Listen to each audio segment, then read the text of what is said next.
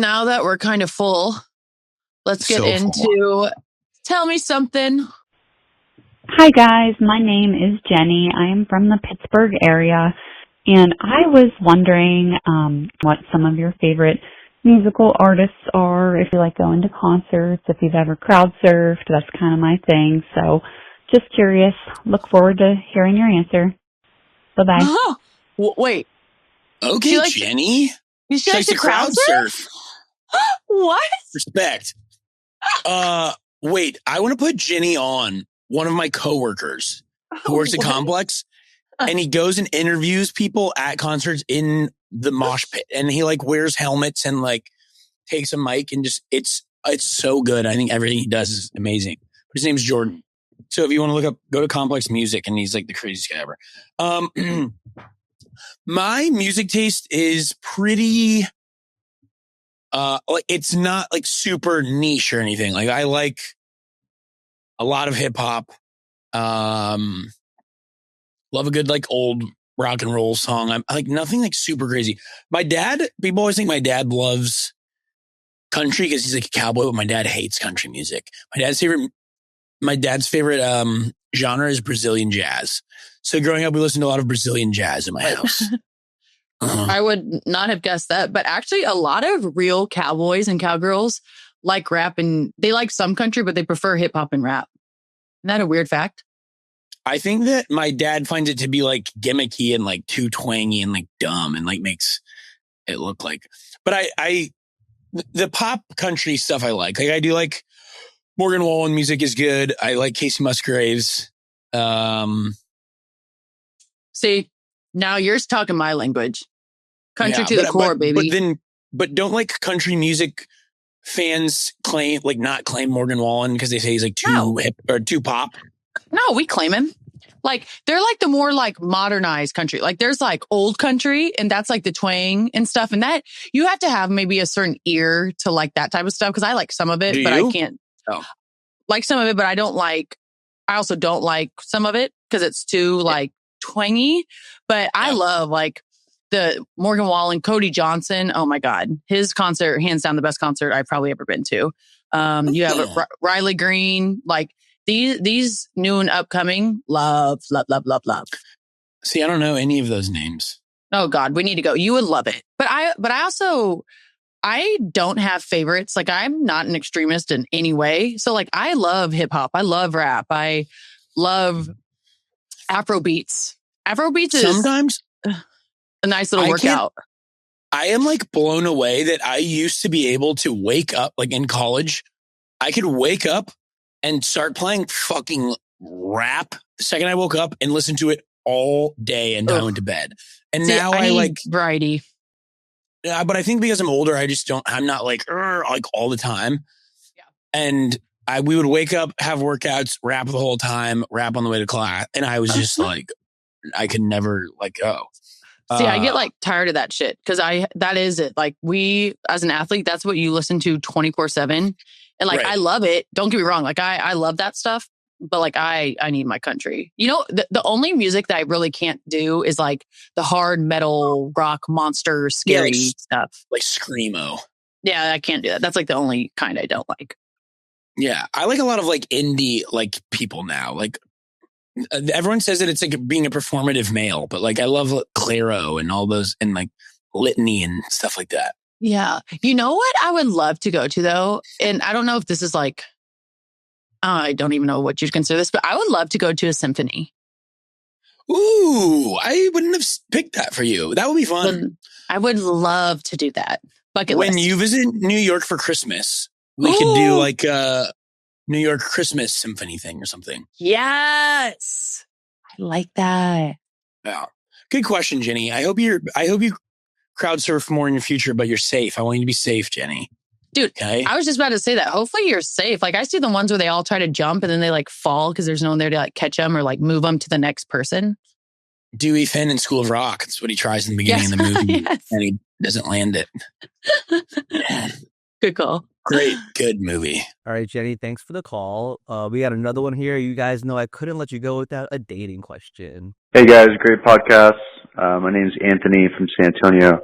I was just curious, so for Wes, if you knew, like, this is a dating question, if you knew you, like, had less assets than the girl that you were, pursuing, would you feel insecure about that? And then question for Sophie, kind of similar, like, if you knew you had more assets than the guy, like, would you, like, want him to, like, I guess, like, level up and, like, maybe earn more or have the same amount of assets as you or more?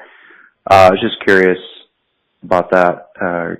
Great podcast and, yeah, good stuff. Bye. I'm in a unique situation because I grew up in a household where my mother made more money than my father. So I am much more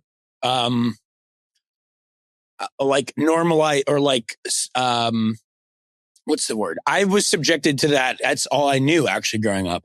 And we have a very funny family story where I don't know, is that some like work party with my mom or something one time, and someone said, "Are you going to be a doctor when you grow up?" And I go, "No, I'm not a girl." Because I didn't know the difference. And so I think my dad's mentioned, like, yeah, like there's times where, I have to like answer the question what it's like that because my wife makes more money than I do. But to me, I've just grown up admiring my mom so much. And I think she's so incredibly cool. And I have watched my parents do that. So it's not weird to me. And I think I would be much more suited to be with someone who had more money than me, maybe than someone who grew up in a more traditional household, possibly.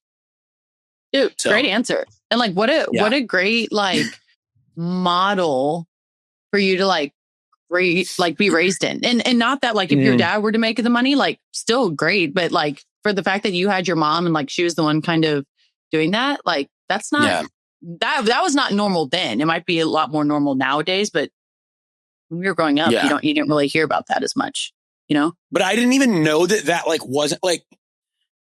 wasn't really a thing. It was always just that way for me. Yeah. So I didn't really ever think about it that much until I got older. And I guess then I did start thinking about things more. But anyways. Yeah. I think for me, we had just a great examples of like all type of different kind of like diverse ways of income and assets amongst our family of like all the different types of examples. And so like our Aunt Stacy, she's a complete badass. Like she was making money, you know what I mean? And like at the top of her company, and killing it. So we had that as like a powerful kind of in a man's role, kind of leading the men in the work that she used to work in. And then at home, my mom still made good money, but I'm pretty sure my dad made either more. I don't know, because what we were truly taught was you take care of your own people regardless. So like if you love someone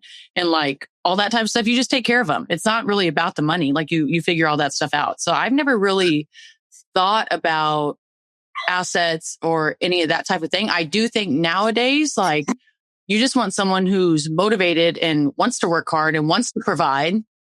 I'm not going out there like, oh, how much does he make, or how, like, that's not what I'm doing. You know what I mean? Right. And I think we would both probably say more like, I don't think that's what it comes down to, but I certainly would want someone who is passionate about literally anything, like cares what's going on in the world. And like, I don't want their only thing to be just their relationship or just being a parent. Like I admire my mom and my dad so much for having passions that are so fucking different actually.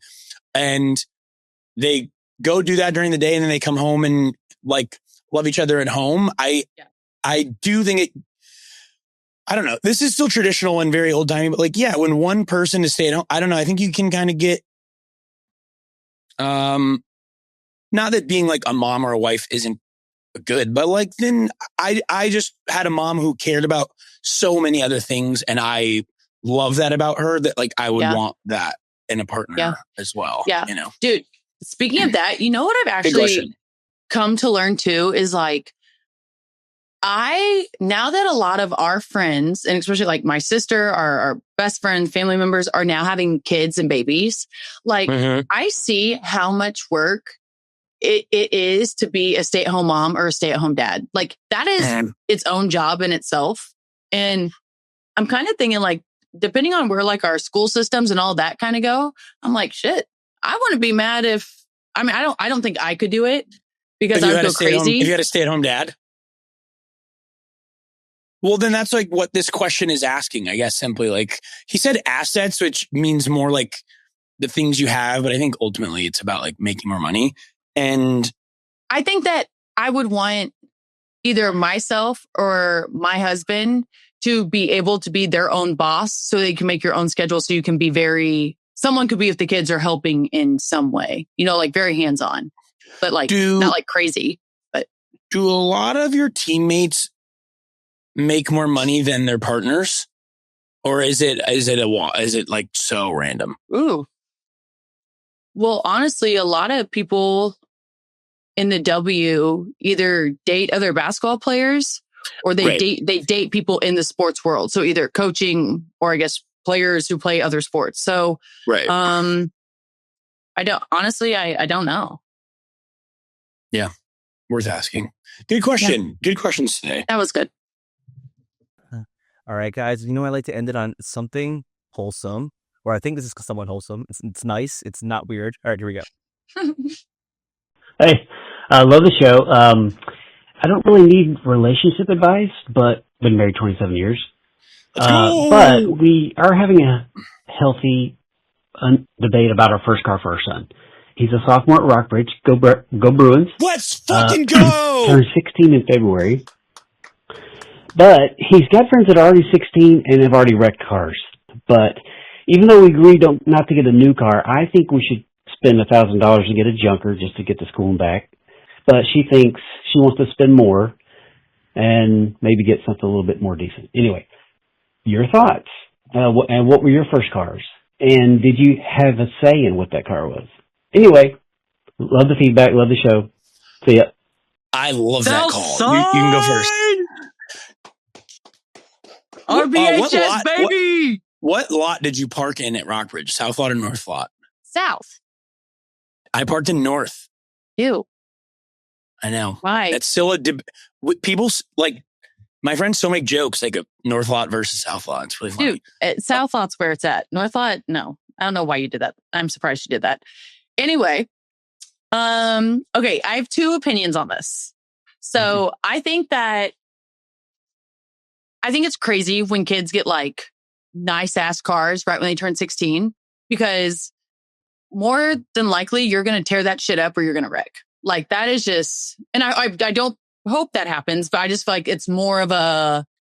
How do you appreciate fucking anything in life if you get a Lexus when you're 16? Dude, you're fucking telling me. These kids out here do not know. Anyway. And Rockbridge, to our friend who just called, there will always be nicer cars in the Rockbridge lots than what she's going to get.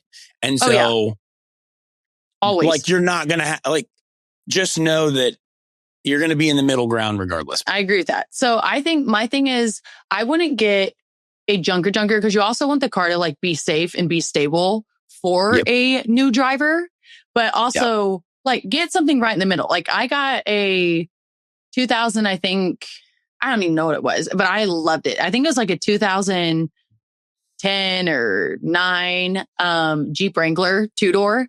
And it was so fun. Like I loved it, but like it was not fancy whatsoever, but I completely loved it. So I don't know. It was like right in the middle. I got my grandpa's truck. My grandpa would always buy himself a new truck and then give his old ones to like his grandkids. So I think it wasn't new. I didn't get the car new. I actually was kind of embarrassed at first because it was a single cab truck, dude, which are dope. like I think they're like kind of ugly. So I didn't have a back, like the window is right here. Yeah. And then there was the bed. And I could only fit 3 people in it. But obviously it was free. Like my grandpa gave it to me. What was I going to do? Like be a fucking brat? No. So I drove that, and then my dad actually totaled it at the farm when I moved away to college, and then I got a Jeep Wrangler after. That's like 2007 or something, like super fucking old. I loved it. Like I would used to, you know how like people go do donuts like on Friday night or like Saturday night in South Lot, or I guess North Lot too. Like there was trash cans out there, and like we'd always use my car to go like nail the trash cans. That's like fun. I was rough on my cars. I'm very rough on my cars. Yeah, I also, you don't like. We're in no place to tell you how to parent. No. I'll also say that. No, I'll say that. So like you do what you think is best for your family. But I'll say, you don't have to get her a junker because we wanted the car to work and like, have some fun. But there are plenty of used cars in Columbia, Missouri that aren't like awful. So that sucks if your daughter knows that we both were like, don't get her a nice car. But it's not that it's not a nice car, but you don't need to have a brand new freaking $50,000 to $60,000 car as your first car. I agree. Like that's if you all can afford it, teach their own, go do it. But like, it's also like, that's part of like having your first car. You know what I mean? Like, it's like, God, like, I don't know. Who knows? Yeah. So good luck. We probably didn't help you. I want to know. I hope he calls back and lets us know if she ends up being a North Lot girl or South Lot girl. And then, remember Sophomore Alley? Dude, I love Sophomore Alley.